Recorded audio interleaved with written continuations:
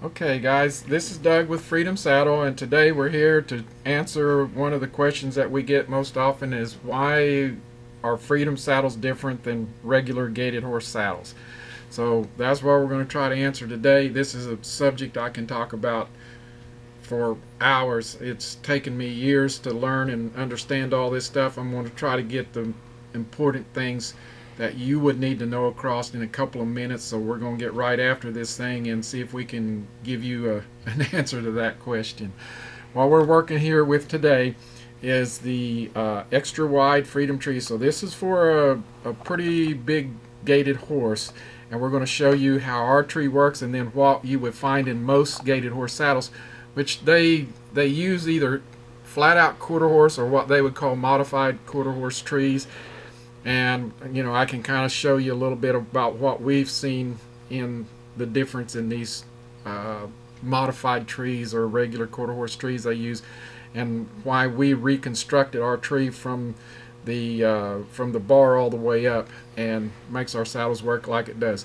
So the first thing that we want to do, and this is also why casts are really important. If you want a really good fit on your horse, a cast can tell us everything. We can work from the drawings, where you use the little drafting curve and all that. You can get an idea if a saddle doesn't fit well. These here tells you how well it does fit. So we're pretty high on using cast if you really want a super good fit. So the first thing I'm going to look at, I'm going to set this up on the cast of the tree. I'm going to pick out the tree that I feel like is the best fit, and I'm going to set up here and just get a general impression. So on this one, it looks really nice, but if we start inspecting it and go down here and look around, we're going to see that there is a little bit of bridging right through here. Now our stirrup strap's going to come through right here, so we want a little bit of openness to allow for that stirrup strap to lay in there. But as we come back, we want this to get down. We don't want it to poke the horse, but we want it to lay down flat and contour with the horse's with the lay of his conformation. On this particular one, I'm going to try to show you with the light here.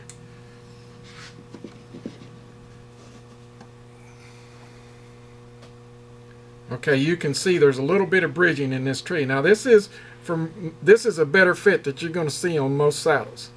But if we want to really get this thing right, and we do, what we're going to do is come back and put a little bit of leather in there. So this is the same tree. We've added a little bit of leather to fill in that gap. So now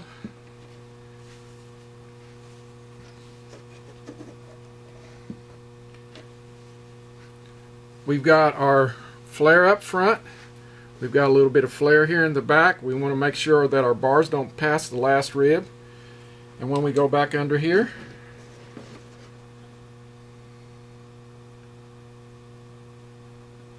see, there's very little light coming through there. So again, when we get done with this part, with our cast, we've already included the saddle pad. So when somebody does a cast, or if we do it, we put the pad on the horse, and then we take some saran wrap that's on a little roll. We wrap that thing down and get it good and tight like it would be under a saddle.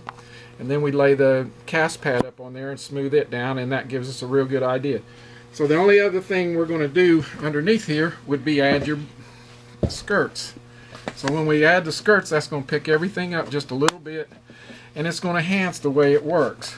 So we still got our good flare there. We got our flare back here. Another thing people ask us, why can't you see the skirts back here? Well, you can see the skirts because we block our bars, so we actually mold these bars to the bar of the tree, the bars to the skirts, and then we flare the skirt up a little bit in the back, so when that horse steps up, they don't get flanked if they happen to be really short backed, which a lot of gaited horses are. So now we can move into our quarter horse trees, and this is, people sell all these gaited saddles, but they're all made on quarter horse trees. We've seen them all. And they take a quarter horse tree, and then sometimes they do something with it or not. So I'll just show you what a basic quarter horse tree looks like. So all these trees that we're showing you today have got about 6.5-inch gullets in them. One thing I should have shown you on that other tree, maybe we'll come back to it in a minute, but this tree comes way down farther than our tree. I'm going to give you a quick look, see right there. So, alright, I'm going to set this up here, get it centered. So there's kind of where you're at, and you got very little flare here.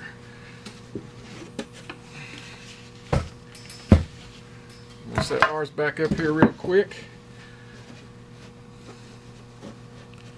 Center it up. Alright, we're setting up a little bit higher, but we have a lot more flare. So that horse's shoulder can move in and out of there and not get clamped by the bar like it's going to on this. So that's a really important thing to look at.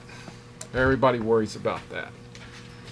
Alright, the next thing we're going to run into with this, and we showed you on the other one, it's the bar in the back was much shorter. So this bar is a 24-inch bar. Our bar on that particular tree is about 21 inches. So we got 3 inches here that horse can move back and forth without flanking itself. Also notice how flat this bar lays. So if this happens to be a narrower gullet, that can even kick this up more and make that even more pronounced. But if, let's just say it fits like this one does, you still have that opportunity for that happen.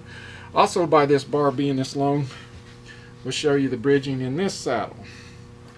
What I do with my flashlight. There it is. Okay, so I'm going to pick this up so you can see the bridging in this saddle. Okay. Now, when we check out here, this saddle carries way, so this is all free under here. So this saddle is not going to carry, it carries all of its weight. Starts picking up right there into back here. Starts picking up about right in here. Carries from there to about there. So that's how much it's carrying in the front, and then there in the back. So all the weight in this saddle is going. So this is what you would call bridging. If this saddle was really built up in the middle, as a lot of quarter horse trees are, then you get into rocking, and so the saddle sits there and you have a pressure point right there, and it does like this. So you're not carrying any weight back and front, it's carried all in the middle. Don't see that so much, but it's something that does happen. Here is a cheap tree. So it's got 19-inch bars. So again, we want to get these bars as long as we can so it distributes the weight more and more, helps keep the horse more comfortable. So this are really almost too short. This is a barrel horse tree, so you know they don't trail ride them, I guess, so much, but it does have some nice flare in the front. Again, it's something that on these two trees that happen to have, you don't see it in most quarter horse trees. But there's no flare in the back, so this probably wouldn't flank a horse, but let's see where it carries its weight.